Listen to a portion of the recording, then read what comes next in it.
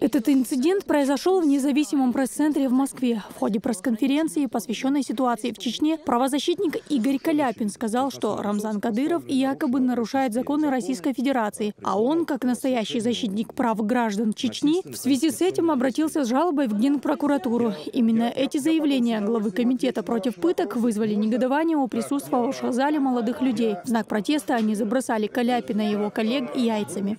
Все совершенно очевидно. Потому что основное лицо высокопоставленное нарушило российские законы, призвало к совершению насильственных антиконституционных действий.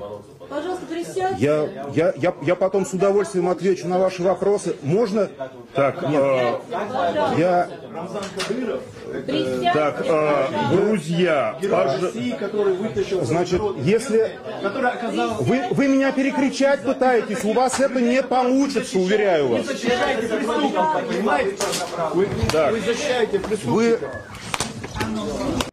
История началась после вылазки террористов в Грозном 4 декабря. В ту ночь в ходе спецоперации было ликвидировано 11 боевиков. Погибшие и раненые есть и среди сотрудников силовых структур. После этого глава Чечни Рамзан Кадыров, как и ранее, заявил, что родные преступников должны отвечать за поступки своих детей. В этом его поддержали не только жители Чеченской республики, но и представители других регионов Северного Кавказа, где сильны родственные узы.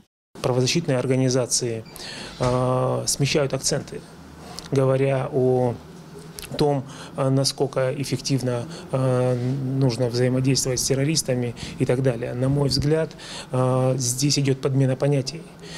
Люди, которые, взяв оружие, пытаются убивать людей для того, чтобы что-то доказать, ни одна идея недостойна этого.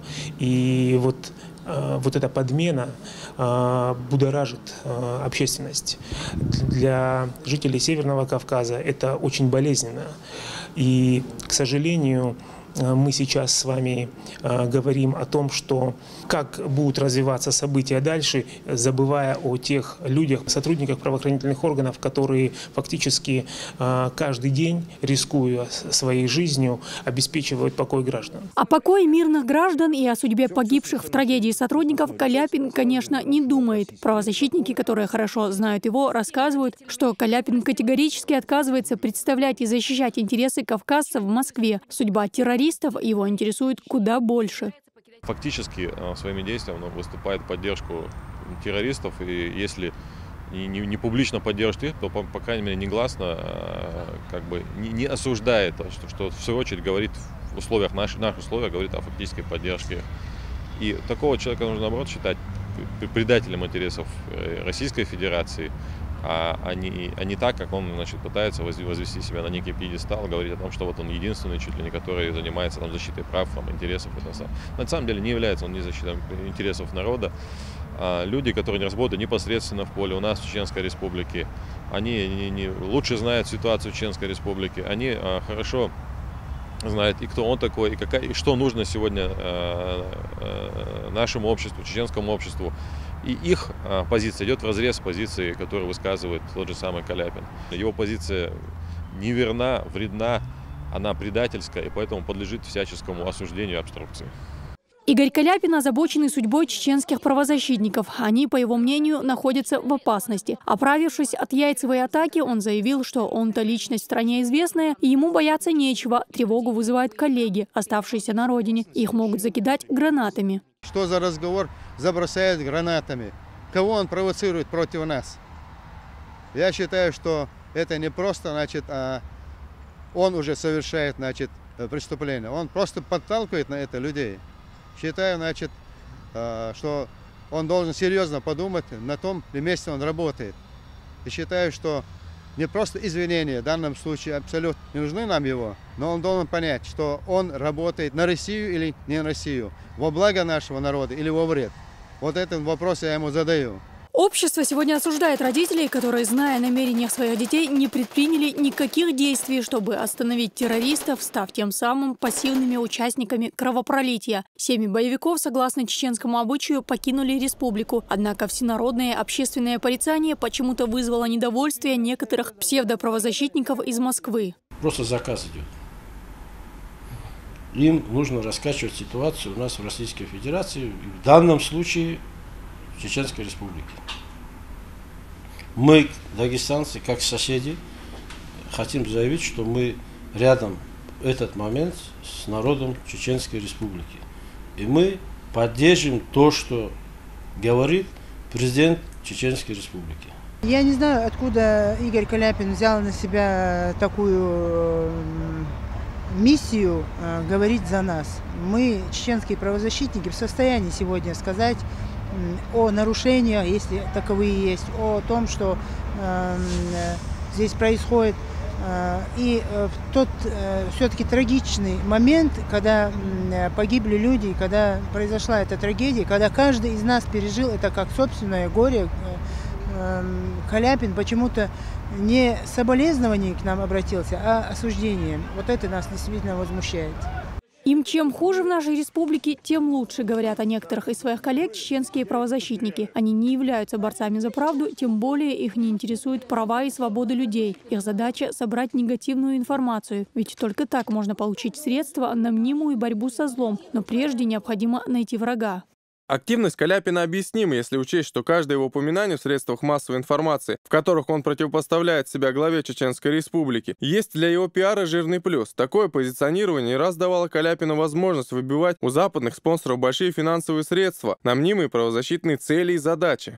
Деньги немалые. По информации, представленной на сайте Комитета против пыток, только в 2013 году различные европейские фонды выделили Игорю Каляпину более 44 миллионов рублей, направленных на привитие народу недоверия к институтам власти. Заявление в адрес Рамзана Кадырова – еще один способ выбить очередной грант.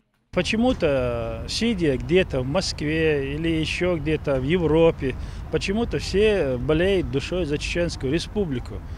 Почему-то мы не идем туда и не выявляем их нарушения, хотя тысячекратно больше нарушаются их права. Но сказать, что у нас нарушаются, не нарушаются права, у нас, как и везде, во всех государствах, есть кто нарушает.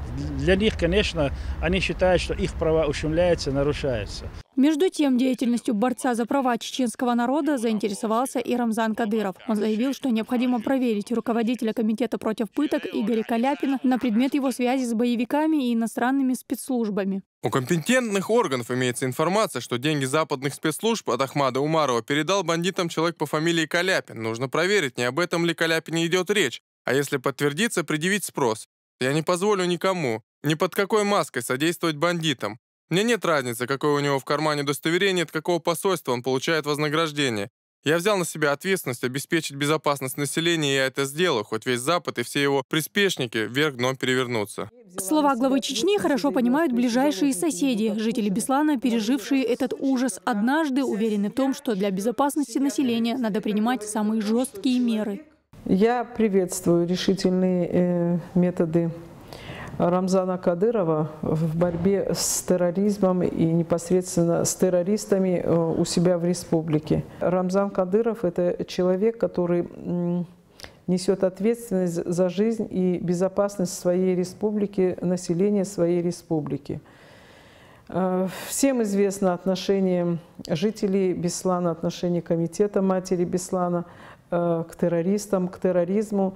И поэтому в нашем случае еще в 2010 году было написано обращение тогда к президенту Медведеву о том, что нужно принимать самые жесткие меры по отношению к пособникам террористов. Нужно выявлять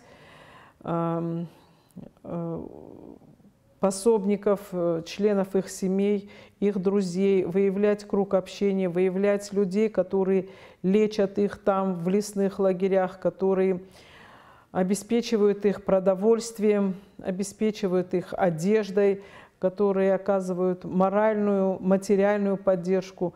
Нужно выявлять роль участия каждого и этих людей, которые, могу сказать, тоже являются террористами. Чтобы не обвинять одного человека в жесткости, государство должно ужесточить свои законы. Когда законы не позволяют в полной мере бороться с тем же, допустим, терроризмом, сегодня ощущается вот это то, что эти законы не всегда срабатывают, не всегда вот адекватны существующей обстановке. В этом случае, конечно же, в любом случае, по нашему менталитету, по менталитету чеченского народа и других горских народов, в любом случае родственники в той или иной степени несут ответственность. Каляпин не единственный представитель борцов за права и свободы человека, чья адекватность вызывает сомнения. Наряду с ним призывы к террору и насилию звучат и от украинских депутатов Игоря Мосейчука, Юрия Березы и Андрея Левуса. Примечательно, что после теракта ни один из так называемых правозащитников и сторонников европейских ценностей не выразил слов соболезнования семьям погибших сотрудников. Как можно оправдывать интересы убийц, не замечая жертвы и страдания, которые они принесли? Если общество будет игнорировать такие высказывания, возможно, завтра мы получим еще один кровавый дом печати или Беслан. Дагмара Касаева, Жамлаил Хаджилиев. Новости.